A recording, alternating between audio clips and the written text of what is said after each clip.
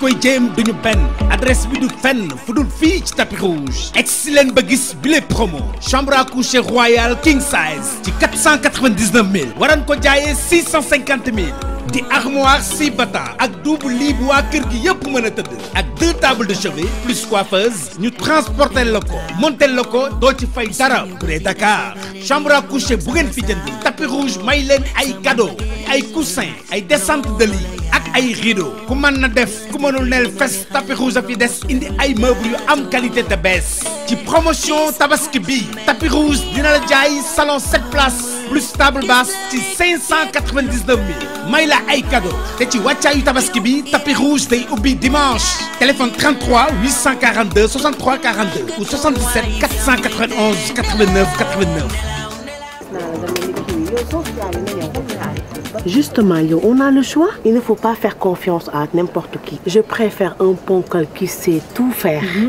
Yi, borom baax laa lay tegal nii de. En plus, il n'y a qu'avec lui que je me sens en sécurité, en confort et en confiance. Et ça, depuis 10 ans. da ngay seet lii rek.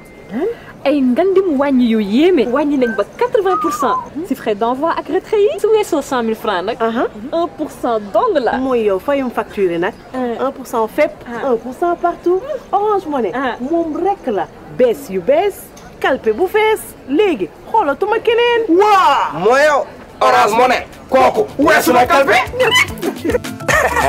Orange Money bés yu bees wàññi yu yéeme ci kalpe bu fees wéy di leen gunge bés bu ne ak service yu xarañ noppale te ànd ak confort ak sécurité bu mat sëkk. Rendez-vous sur l'application Orange Money. Orange Money est un service de Orange Finance Mobile Sénégal. Vous rapprochez de l'essentiel. Orange.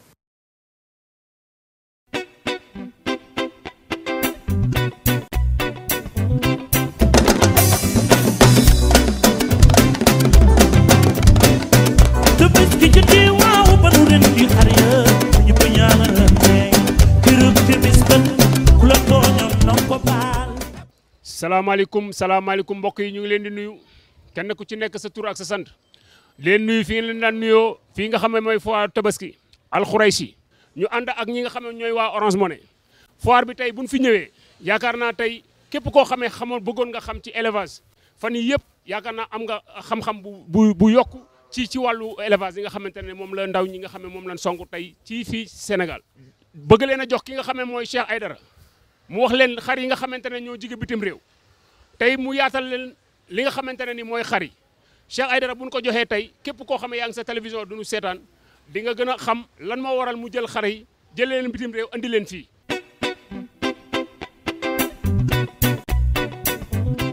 Cheikh nuyoo baa ngi noonu ma bàyyi la ak ñi nga xam ne ñooy seetaan nga présenté leen xar yi. jërëjëf Mame Rane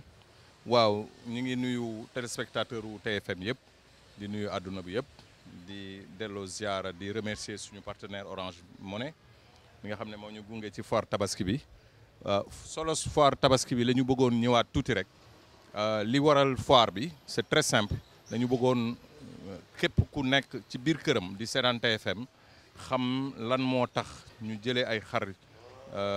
feneen fu dul Sénégal indi leen Sénégal di leen métisser ak suñu xar yi c'est important nit ñi xam lan moo waral loolu xar yi ngeen gis nii ñaari race ñoo nekkandi fii bu njëkk bi laay njëkk a wax muy Île-de-France bi alors Île-de-France bi ñëpp xam nañ ne bon on va dire que c'est en Europe la jógee même si c'est présent dans 32 pays du monde ah il faut le souligner c'est présent dans 32 pays du monde li ci am solo te baax ñu xam ko mooy ne Île-de-France bi c'est issu d'un métissage boo xam ne tubaab bi dafa jël temps am liggéey ko 30 ans la ko liggéey 18 ans diggante 1840 ak 1870 xam nga loolu yàgg na du démb du tey tubaab bi jël temps am jël ay races di leen croiser ba am xar bi nga xam ne en termes de conformation de viande équilibré na et en termes de goût nekk na goût boo xam ne gëm nañu ne xar dàqu ko ci àdduna bi ñoom tubaab bi boog loolu la ñuy wax. mais loolu dañ ko liggéey croisement moo leen ko jox ñu croiser xar yi ba nga xam ne xar bi développement mi ngi ci 100 premiers jours am dans les 100 premiers jours le mouton arrive à atteindre 40% de son poids global bu nekkee adulte kon loolu du yëfi caaxaan c'était important de le souligner xar bi en 100 jours dina dépasser 30 kilos si c'est dans de bonnes conditions dina yegg 40 kilos en 100 jours ça veut dire que ñun ñi nga xam ne dañu jóg pour def métissage pour liggéey ci wàllu production de viande il faut que ñu dugg ci xar yoo xam ne en très peu de temps mën nañu andil benn rendement boo xam ne dina tax li ñu bëgg a def mu rentable.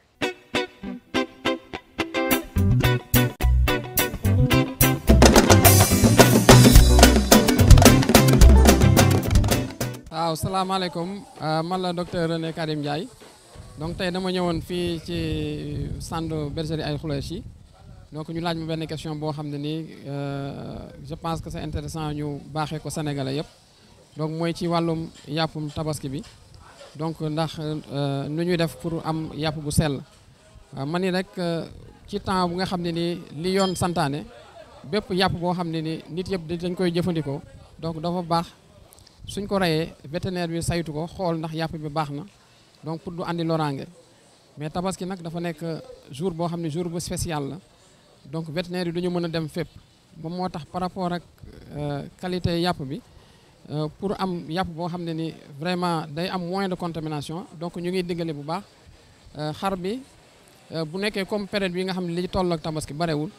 donc boo ko jëndee ngooñ rek doy na ci alimentation bi donc bu demee ba nga xam ne ñu ne suba la tabaski foofu ngooñ bi sax mën nga ko génne donc di ko jox ndox rek ndox boobu nag dafay tax donc biir bi dafay vidéo bu baax donc biir bi bu vidéo nag day tax bés boo ko reyee donc mbàq yi donc du fees trop donc contamination mbàq bi ak yàpp bi dafay gën a néew foofu tam buñ ko reyee donc ñu ngi vraiment digle boo gisee ci yàpp bi couleur wala loo xam ne xàmmeewoo ko wala lu bees ci yow donc nga xool vétérinaire bi la gën a jege nga woo ko mu ñëw xoolal la ndax yàpp bi mën nañ ko lekk wala mënuñu ko lekk maintenant aussi pour que yàpp bi nga mën ko conserver bu baax te yàpp bi aussi du am ay gàllankoor donc lépp luy mbàq waroo ko jël di ko booleeg yàpp donc boole leen ci benn paan wala dajaloo leen wala dencandoo leen parce que mbàq yooyu ay xeetu jàngoro ñoo ci nekk donc dafay tax boo ko booleeg yàpp bi mu mën a yàq yàpp bi donc loolu ñu ngi digal déjà ci conseil suñu mënee séparer mbàq beeg yooyu butit yi ñu séparer ko yàpp ji donc loolu day tax yàpp boobu day mën a gën a am aussi conservation bi day gën a baax donc gaaw a yàqu bi du mën a kii donc loolu aussi mu nekk vraiment loo xam ne lu am solo la waaw di digal ñëpp ni que vraiment ñu def attention ci yàpp bi nga xam ne moom la ñu war a mën a consommer parce que am na ay xeetu jàngoro yoo xam ne dinañu nekk ci yàpp te mën na dem ci nit bu ko nit bi consommer donc di gërëm ñëpp di sant ñëpp wasalaam.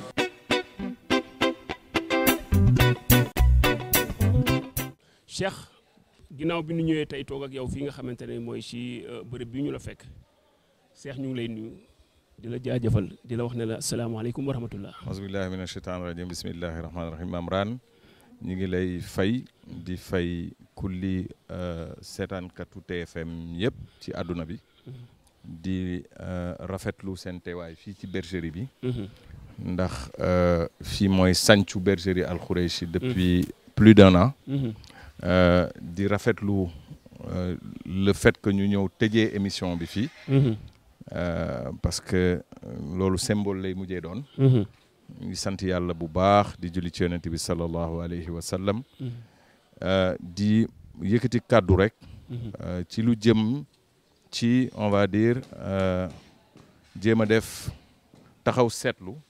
émission yi ni mu fi jaaree yan jeexital la mujjee am waaw loolu dafay am solo ci biir tëj bi il faut que ñu waxtaane loolu dëgg la loolu am na solo gërëm bi nag wax dëgg yàlla xëy na dafay jaadu saa su ne boo àndee ki nit foog nga di leen gërëm staffu Al Khoureychi dafa yaatu ku ci ne ci ñoom xam na la ma seex ak moom te ñoom ñëpp ñu ngi ànd di leen gërëm ci seen taxawaay ci foire tabaski bi et au-delà de la foire tabaski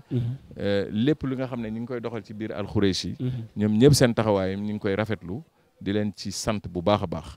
léegi nag Mamran organiser nañu foire tabaski Al Khoureychi 2021 fële en face du cinéma El Mansour ça a duré 15 jours ak lu ko ëpp tuuti sax 17 jours télé bi defe naa def nañ fi 8 émissions yu tegloo résultat yi nga xam ne jàpp nañ ne am nañ ko fa mooy message bi nga xam ne moo taxoon foire bi jóg gëm nañ ne sénégalais yi dégg nañ ko. yàlla dogal na visite yu bari yi ñu am ci foire bi bari na ñoo xam ne ñëw nañu ba ci ñun ne ñu man mii de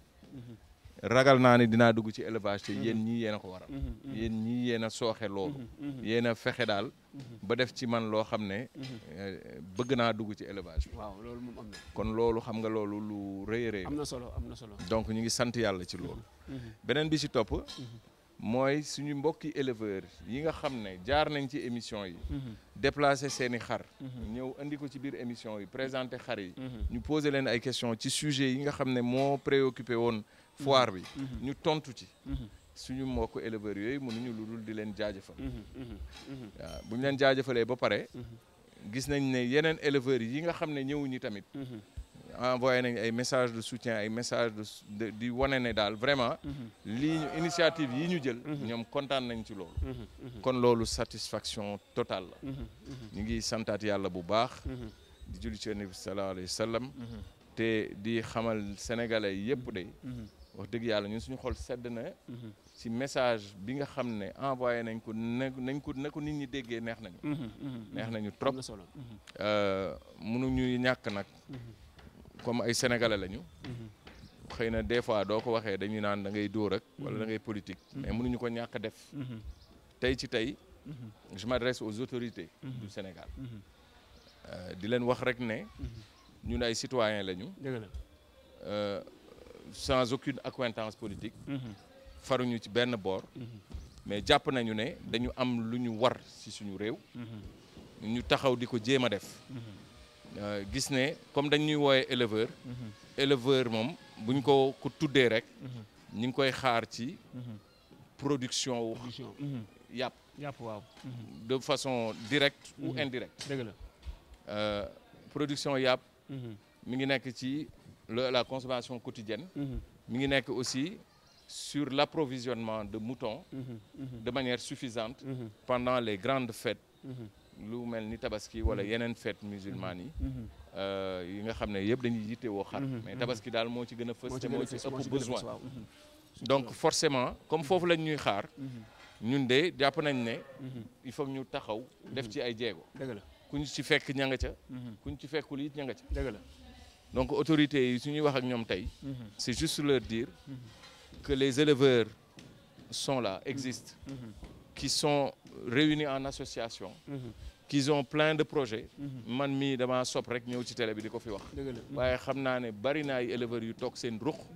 di am xalaat bii ñu am ñun ñi te xëy na doxuñu ci jéego te ku leen fekk fa ñu toog bu leen cuqee ñu tàkk dëgg la da ngeen di bokk li nga xamante ne nii moom mooy jàngoro bi ngeen di joytu absolument parce que ñun ñëpp tey bu ñu wooyee suñu bopp éleveur bu ñuy xaar ci lenn ci ñun ñëpp lañ fay xaar du Cheikh Aïdara lañ fay xaar dëgg la du keneen lañ fay xaar ñun ñëpp la ñuy boole xaar dëgg la kon ñun daal ñun ñi ngi ci jéem a doxi jéego dëgg la te xam naa ne ku jàppale éleveur u Sénégal yi pour ñu mànkoo ànd dox ci loolu gëm naa ne danañ ci dox loolu mooy suma appel envers l'État du Sénégal waaw maa lay gërëm di la sant dëgg la waaw ci plateau bi ngeen ñu offrir pour ñu mën a wax boobu kaddu pour ñu mën a lancer boobu message je pense que c'est un message qui va être entendu am naa ci yaakaar ñu ngi leen di sant di leen gërëm di leen baal wax ñuy sant ñi nga xam ne ñooñu doon seetaan di la wax ne la Cheikh ñu ngi lay jaajëfal di la wax ne la nag la ma la waxoon rek yàlla na yàlla defal la jàmm suñu borom yokku la yàlla xam na ne cofeel bu yaatu am naa ko ci yow ndax nit ku baax nga waaw ku ñëw ba jaxasoo ak yow dina xam ne nit ku baax nga Cheikh tey moo la doon laaj looy tàggatoo lan lay doon. waaw Mame Rane sant naa yàlla bu baax. ci passage bi nga xam ne am naa ko ak caméraman yeeg ak yow.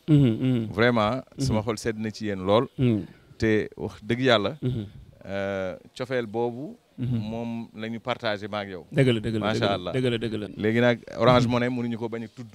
ndax moo ñu gunge ci mbir mi. depuis le départ. ñëw nekk partenaire. jàppale ñu ci émission yi. donc ñu ngi koy gërëm di ko sant. di gërëm waa groupe Futur Média de manière générale. et puis di ñaan yàlla. mu mu yeggali mu bàyyi leen ak seen sago. amiin amiin ba li ngeen bëgg réaliser ci métier bi ngeen nekk yëpp. yàlla dimbali leen ngeen réaliser ko. amiin comme ñu ngi jëm ci julli ji ñu ngi baalu ak sénégalais yëpp. amiin amiin amiin di baalu ak adduna bi yëpp. amiin amiin amiin di baal ñëpp ak. amiin amiin di ñaan subhanahu wa taala. amiin amiin mu teg ñu ci yoonu njub.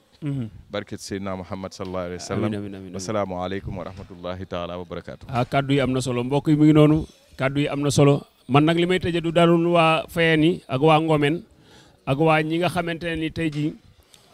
ñoom la yàlla def ñoom fi mu toll yàkkamtu ñu lulul am na si sax ñoo xamee dégg naa ñoo ngay Tabaski nan mooy waa Fayeen yi ak waa Ngomen yàlla na yàlla defal leen jàmm daaw nag seeti naa sama waaju na Ablaye Ngom tànk bi dagg da doon fees ba gaañ boppam nday yàkkamti imam bi la dul ba day njëkkanteeg imam bi tama imam moo lay jiite Ablaye mu ngi noonu kaddu gaa ngi noonu maa ngi sant ñëpp di gërëm ñëpp wasalaamaaleykum wa rahmatullah neen de jërë ngeen jëf jaajëf